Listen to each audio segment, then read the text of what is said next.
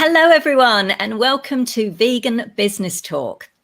I'm your host, Katrina Fox, and joining me today is Rebecca Ettridge from Wombat Café Store. Isn't that a fabulous name for a cafe? And if you don't know what a wombat is, it's an Australian, a very sweet Australian furry creature. And maybe Beck can say a bit more about that. That's about the limit of my knowledge. But Rebecca, her store and cafe is actually located in Mornington Peninsula's Mornington Peninsula's first 100% vegan cafe in Victoria, Australia, and it was founded in 2016. Now, since then, the business has expanded to a team of 16 employees with a second location on the cards. And Rebecca has managed to do this, which we're going to do a deep dive into, has managed to do all this by running the cafe remotely. She actually lives 3 hours away since the business was only 18 months old, despite being told this couldn't be done. I love it when entrepreneurs come up with solutions. Now, Wombat regularly raises and donates substantial amounts of money to Australian animal sanctuaries, along with ongoing monthly payments to Pay the Rent, a grassroots Indigenous organisation. The cafe also funds the running costs of its own farm sanctuary, Plumfield Farm, which currently houses 92 residents. Rebecca, welcome. Hi, thanks, Katrina.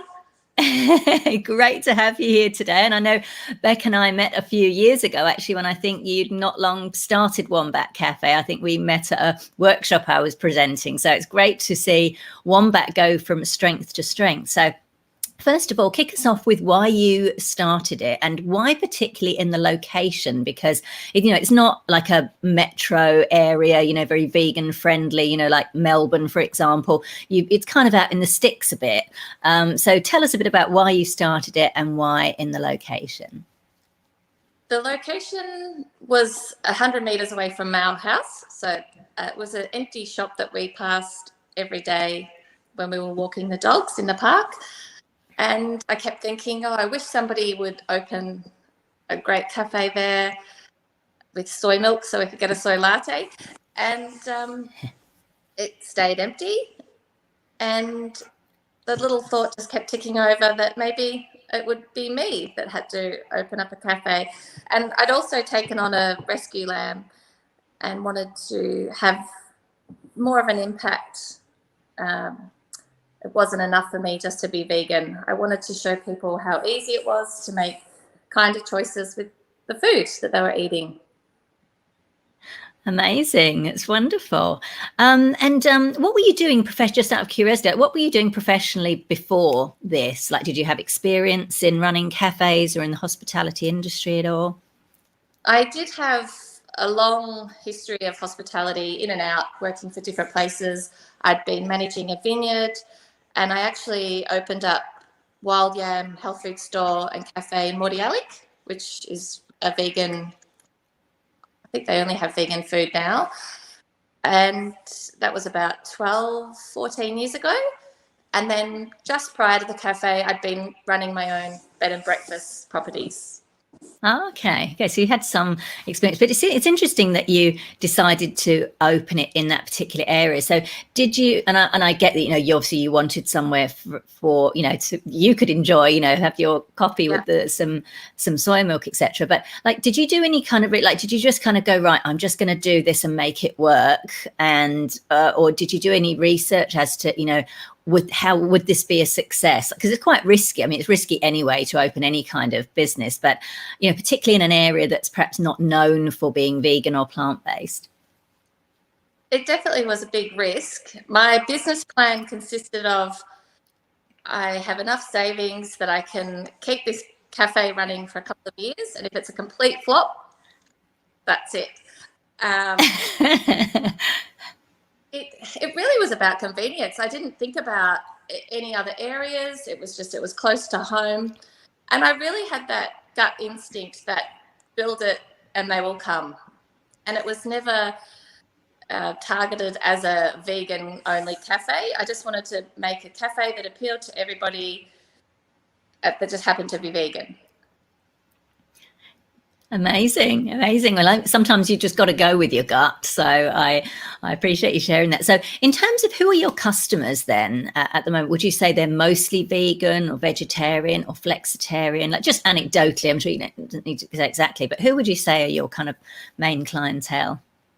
I would say that that's the beauty of Wombat. I don't feel that we do have a main clientele. We have a really broad range of different customers that come in, a really broad customer base. And that's been surprising because initially I did think there were people that wouldn't come into the cafe, and I've been proven wrong. We get everybody. Got it. How much do you use the word vegan in your, we're going to talk about marketing and promo, but I'm just curious how, because you've said that you weren't sure that people would go into it, but how much, and particularly in the beginning, and maybe this has changed, but certainly in the beginning when you launched it, like how much were you kind of using the word vegan or even plant-based in your branding and marketing? Initially, we never used the word vegan. My whole philosophy was vegan by stealth. So it's Wombat Café and Store.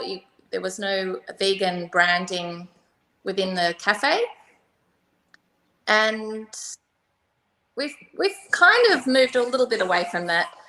We're much more openly vegan, I guess. Like there's lots of products and clothing, for example, that has vegan logos, and all of my staff usually wear T-shirts with slogans over them. So we don't shy away from that. But initially, we were conscious of not having the word vegan because we wanted everybody to come in without any preconceived ideas.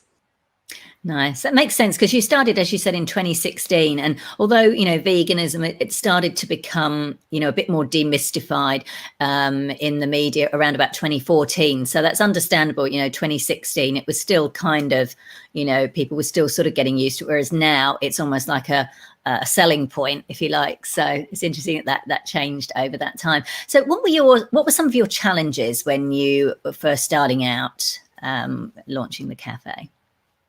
It sounds a bit crazy, but the challenge at the start was there was no build-up in the business. We opened on a Wednesday without any advertising, and we were run off our feet. And wow. Mum lined up to be the chef, and I'd roped in a couple of friends. And within 3 days, my mum was out of there. She was too hard. And so I got thrown in the deep end and was cooking for, I think, a solid 6 months. And it was exhausting. We just didn't expect it. And it just didn't slow down. It wasn't a busy few days while everyone was coming in to check us out. It was very busy from day one, and it hasn't stopped.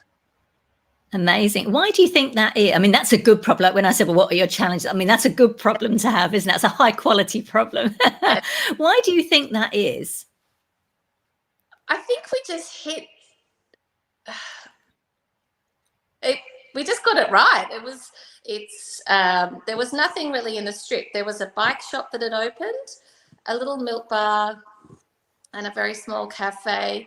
And we had this new shop, new fit out. It looked great, really welcoming. We kept our prices low.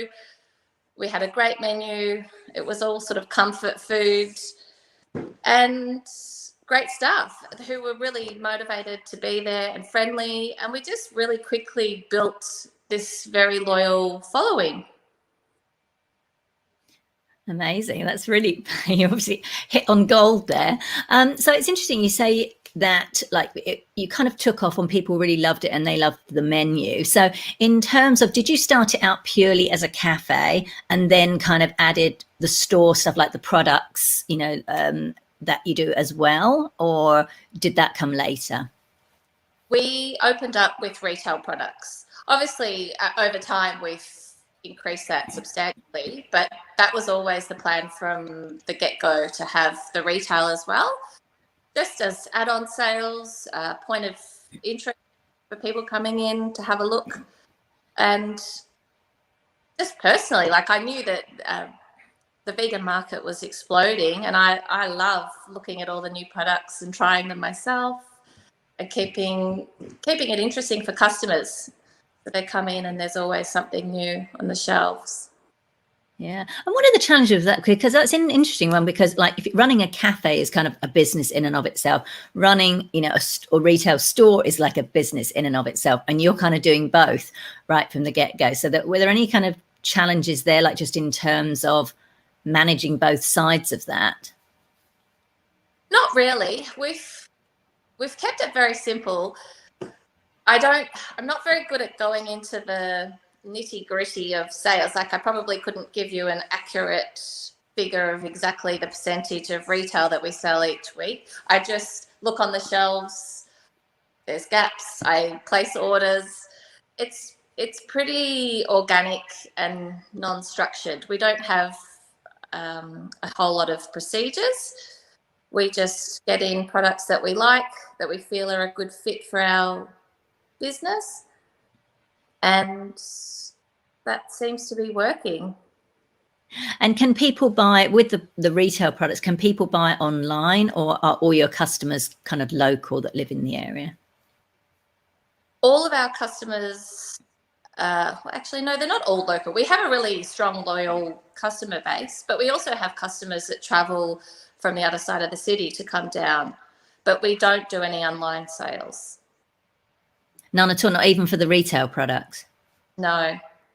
That's pretty amazing. The fact that you're able, the business, as we mentioned, actually, you know, supports funds the running costs of an animal sanctuary, which, as we know, running an animal sanctuary is super expensive. So that's pretty amazing that you're managing to do that. So when did the cafe kind of turn? Because I know sometimes with some hospitality venues, sometimes it can take, you know, 6 months, a year, even longer to actually break even, let alone go into profit. So did that kind of happen quite quickly for you in terms of, you know, it being able to pay for itself, pay for the staff, and pay for an animal sanctuary?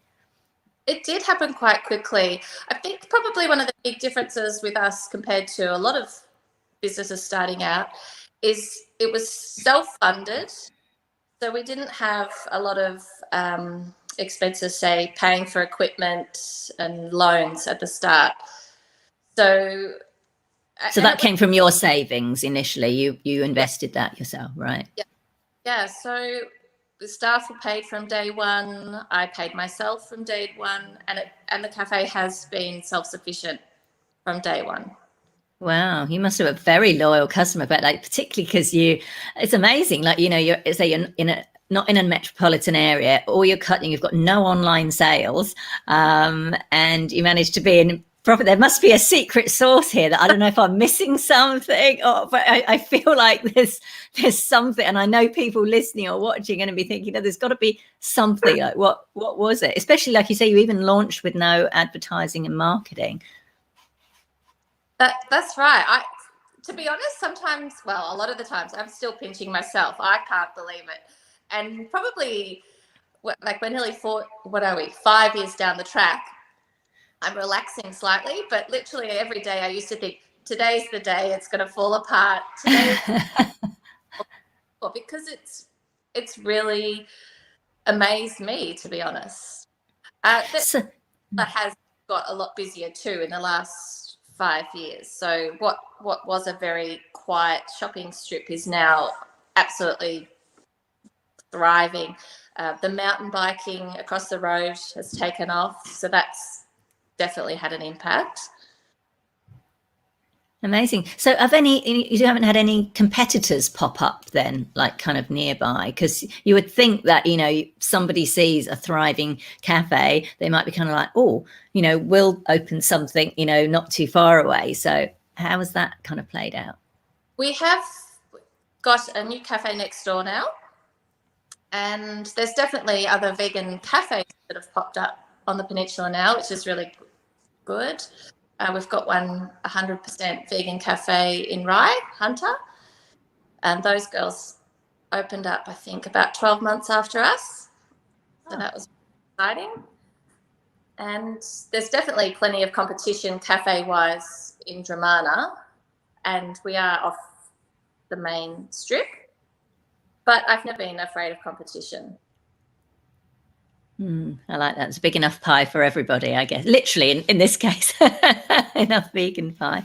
So you've talked about staffing. So you've got, I believe, at the moment around 16 staff members. So, and I know you've said obviously your mum started and then you kind of went in, but then after 18 months, you know, you were able to do this remotely. So talk us a little bit about the staff, because I know you've mentioned that I think some staff have even been with you since the beginning, which, as you've said before we did the interview, that's almost unheard of in hospitality, which has got a very high turnover rate. So when did you first know, okay, I've got to hire, you know, my first 2 members of staff, and who are they? Because obviously, you know, staff come with costs. Like in Australia, there's things like workers' compensation, superannuation if they're actual on staff as opposed to contract. So, you know, that can be quite a big expense. So how have you kind of managed that? I interviewed some young girls from the local school before we opened, just to have on hand a couple of juniors. Those girls both happened to be vegan. I think word had got out that there was a cafe opening. I think from memory they may have approached me, and they're still both with me to this day. And other than that, I roped in friends and family initially, and then probably about 6 months after we opened, the right people just came through the door. We've been incredibly lucky. We've never had to place an advertisement for staff. Occasionally I've put something online, maybe on Instagram, saying, hey, we're hiring, we're looking for someone. But it's all happened through word of mouth and people just walking in the door. And are all the staff vegan, or is it a mix?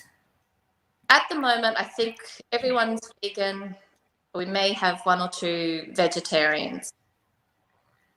But you don't specify that necessarily, or is it, it's not necessarily a requirement? It's not a requirement, and we've certainly never put that into any ads. But being a vegan cafe, if you're vegan and you're wanting a job in hospitality, you're probably going to come and approach us. Right. So you've got no shortage of people wanting to work there. No, we've never struggled. We've been incredibly lucky.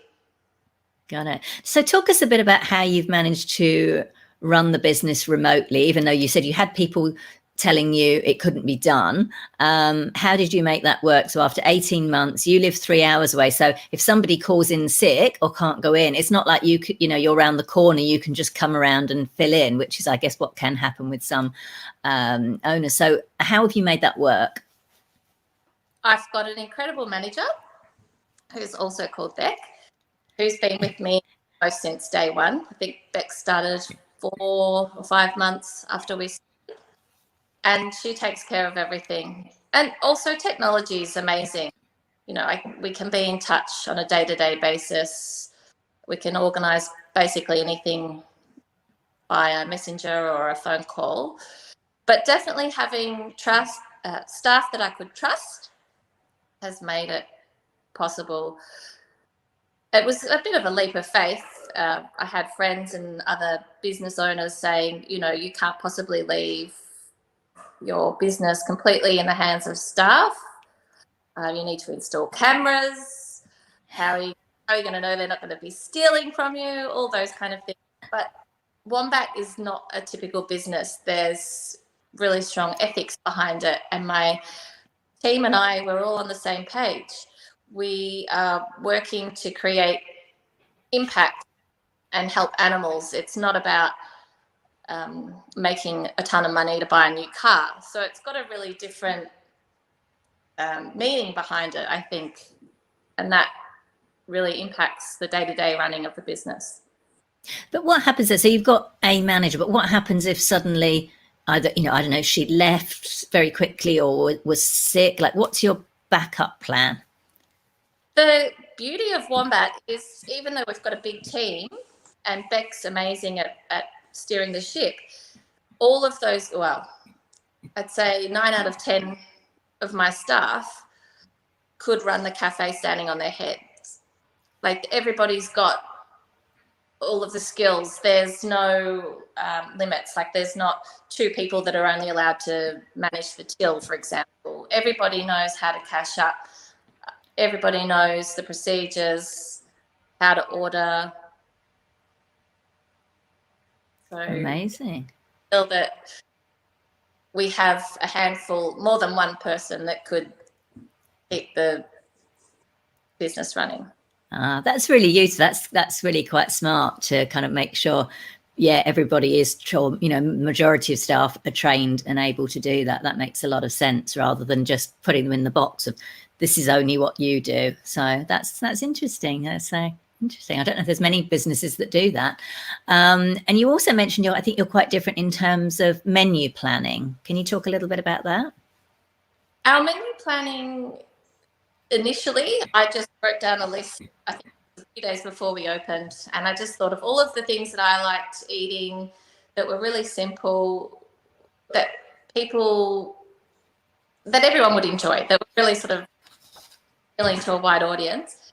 So we do all the basics, sausage rolls, lasagna, curry, avo smash, pancakes. And over time, I've left the menu more and more in the hands of my staff.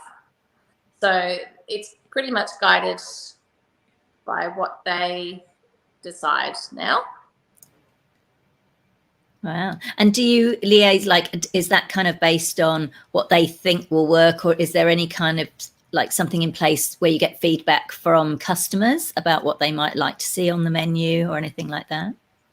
Yeah, it's definitely driven by what customers are after and what sells well. For example, somebody in the kitchen might have an idea that they're going to try a new dish, so they'll put it on as a special and see what kind of feedback they get, and then if it's successful, they might put it on the permanent menu.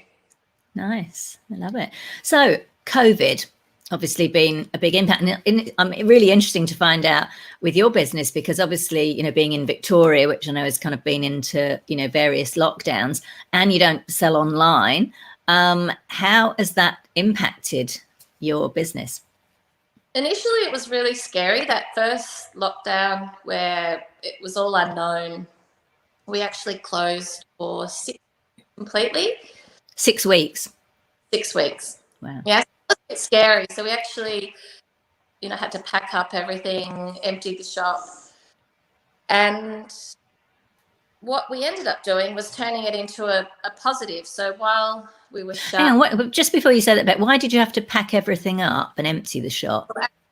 We had to take all the retail products, all of the food, all of the dry storage. We packed up all of that sort of stuff. Yeah. And took it out of the store? Yes. Yeah. And why was that? Because you were afraid people might break in or something? Well, and just for pest management, like just leaving a business shut for 6 weeks, it just didn't... Oh, well, it was actually unknown too. We thought it may have been months and months. So it was just for, I guess, just in case. So we just boxed everything up. We had to use a lot of things that were going to expire. And what we ended up doing, though, is once we knew we could reopen, we came in a couple of weeks beforehand and did some minor renovations, painted, so that when we reopened, it was a little bit of a revamp.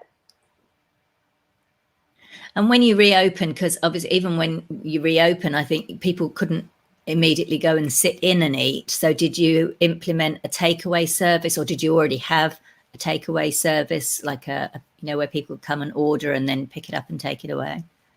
We already were offering most of our menu takeaway, but yes, it was takeaway only when we first initially opened. And what was interesting is, figures wise, we were doing exactly the same, but it was less labor, it was faster, and the staff absolutely loved it.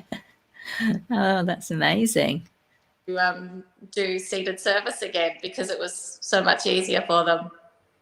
Wow, that's great to know. That's really good to know that you're able to get through that, and especially without the online component, because I can see you are doing something differently. I'm going to talk about marketing in a minute, because even that you're doing quite differently. Because most business, or a lot of businesses that I've spoken to, when COVID hit, they kind of quickly amped up their online offerings, or if they didn't have, or a delivery, some of them added delivery. Do you have home? Do you have home delivery, or are you solely they come in and they have to come and collect it? During COVID, when the lockdown became 5-kilometre radius, that really limited our sales. So we did offer a delivery service once or twice a week, just during that 5-kilometre lockdown period.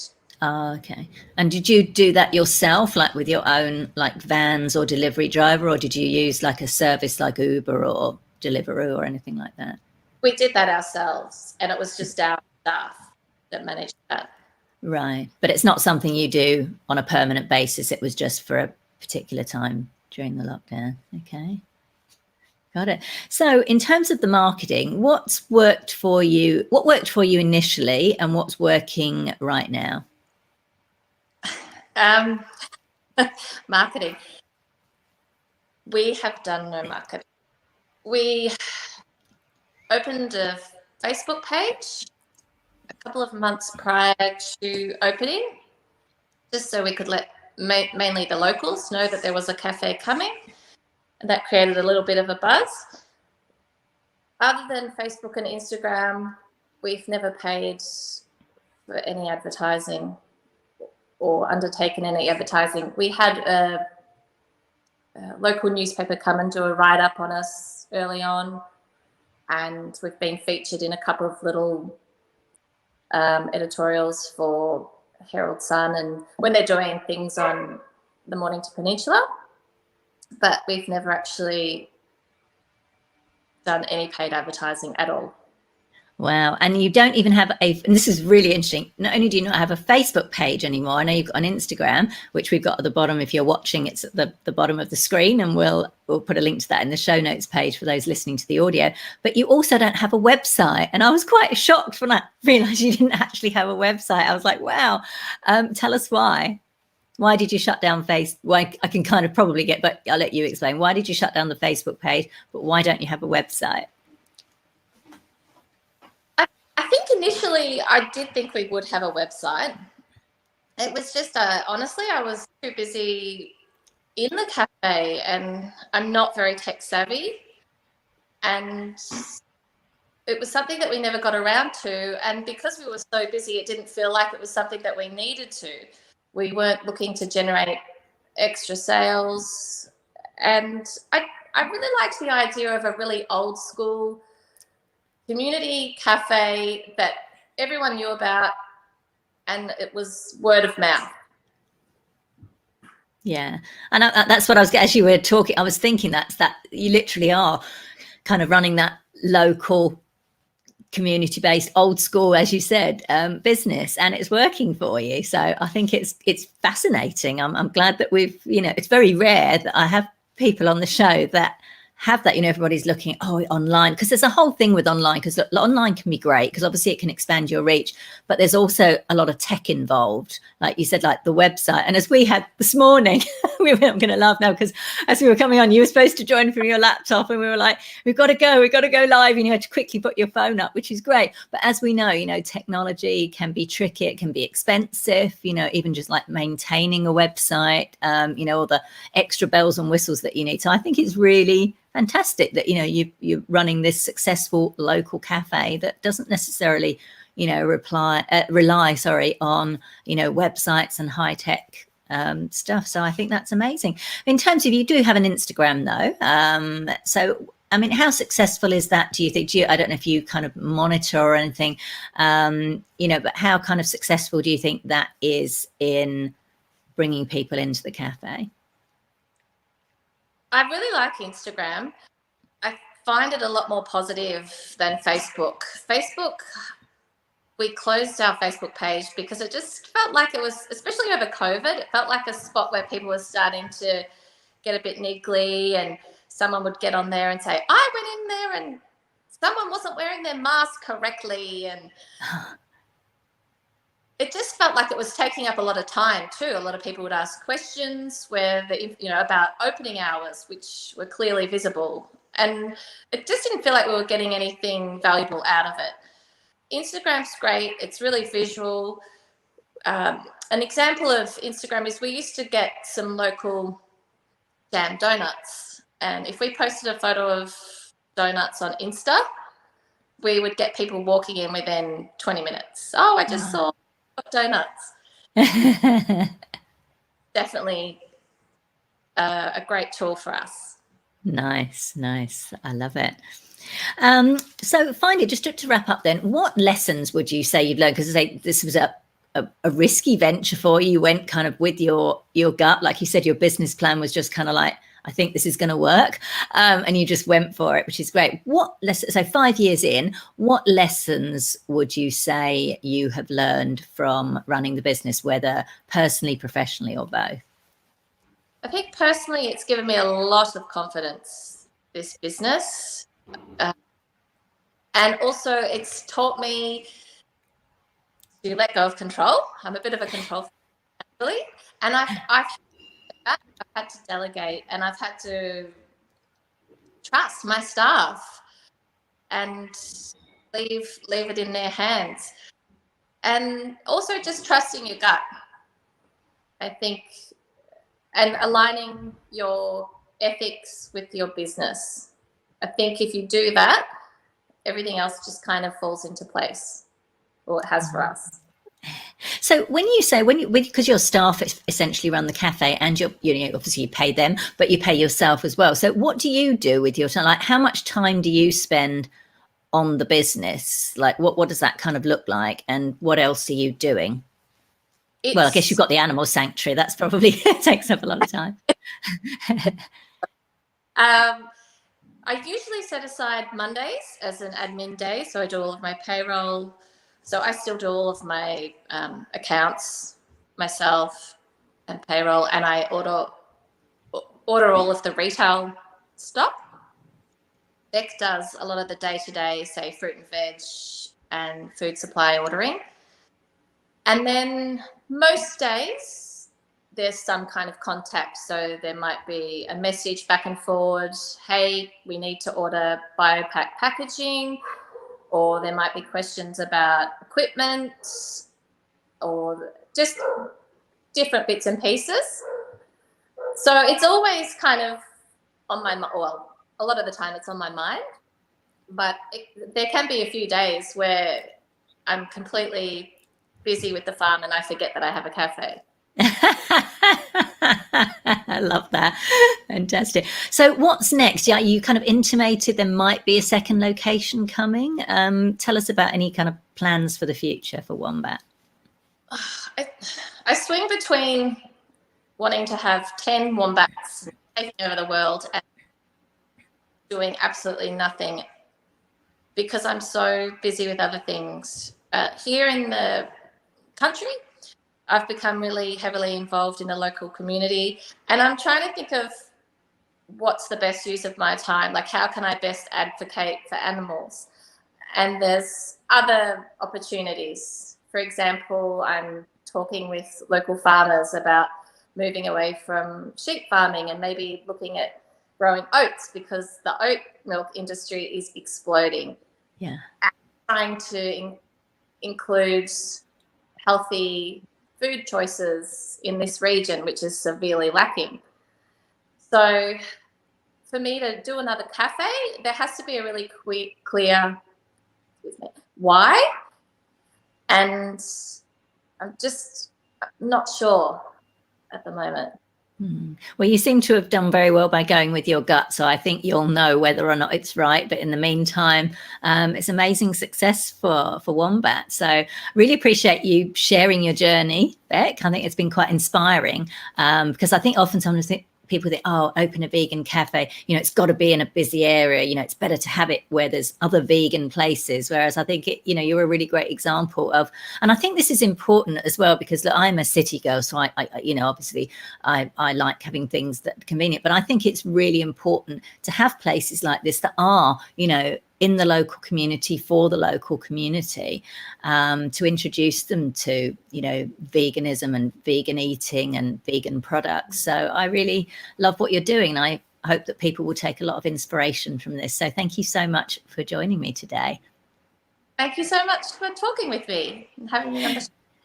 So if you want to find out more about Wombat Cafe and Store, check out the Instagram. There is a link, as I mentioned, which is, if you're watching this, it's scrolling along the bottom of your screen. If you're listening to the audio episode, then the link will be on the show notes page. And of course, if you're in the area, then do go and check out the store. Thanks everyone for tuning in. Bye for now.